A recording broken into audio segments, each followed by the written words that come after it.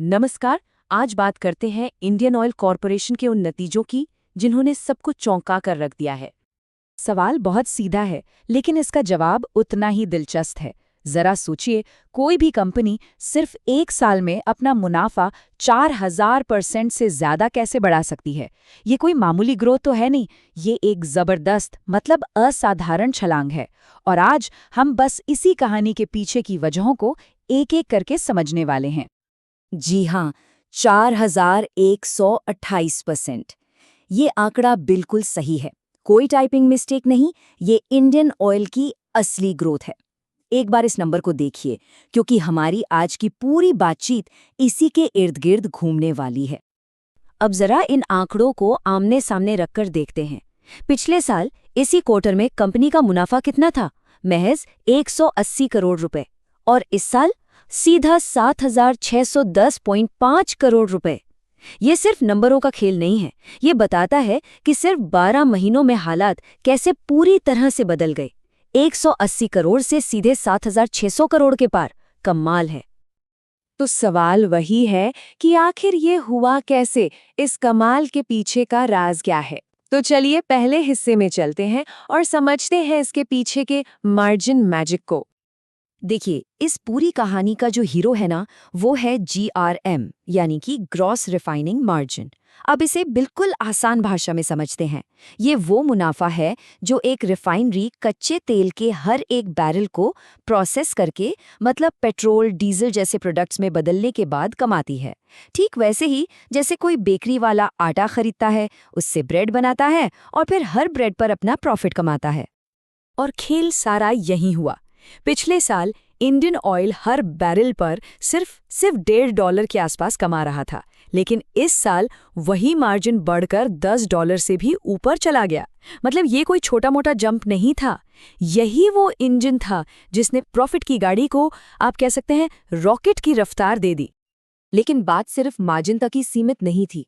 एक साथ ना कई और अच्छी चीजें हो गई, जैसे कच्चा माल खरीदने की लागत 7.5% कम हो गई। कंपनी के जो कुल खर्चे थे वो भी घट गए। और तो और रिफाइनरी ने भी पहले से 5.2% ज्यादा काम किया। इन सब के ऊपर देश में फ्यूल की डिमांड भी एकदम मजबूत बनी रही।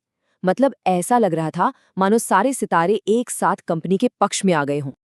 तो अब थोड़ा सा जूम आउट करते हैं और बड़ी तस्वीर देखते हैं, क्योंकि ये सिर्फ इंडियन ऑयल की कहानी नहीं थी। सच तो ये है कि पूरी इंडस्ट्री के लिए ही माहौल काफी अच्छा बना हुआ था। चलिए दूसरे सेक्शन में यही समझते हैं कि कैसे एक उठती हुई लहर ने सभी के नाव को ऊपर उठा दिया। जो इंडस्ट्री एक्सपर्ट्स हैं वो भी इसी तरफ इशारा करते हैं।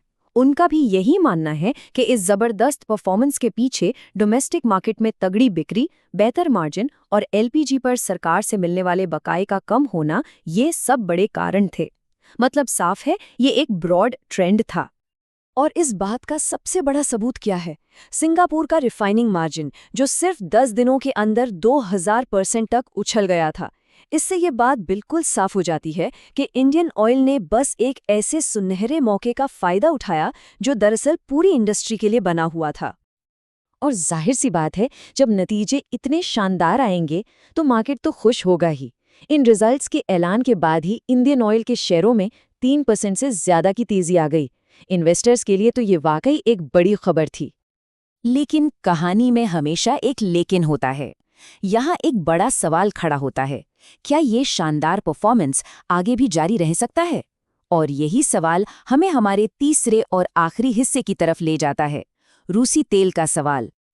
तो अब सबसे बड़ा मुद्दा यही है कि क्या ये जो जबरदस्त कामयाबी मिली है, ये सस्टेनेबल है? क्या ये टिकी रहेगी?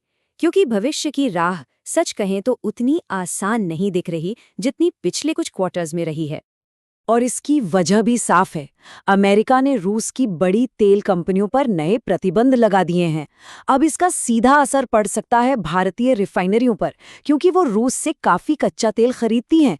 तो सोचिए, अगर सस्ते तेल का ये सोर्स प्रभावित होता है तो भविष्य में मार्जिन पर दोबारा दबाव पड़ना लगभग तय है।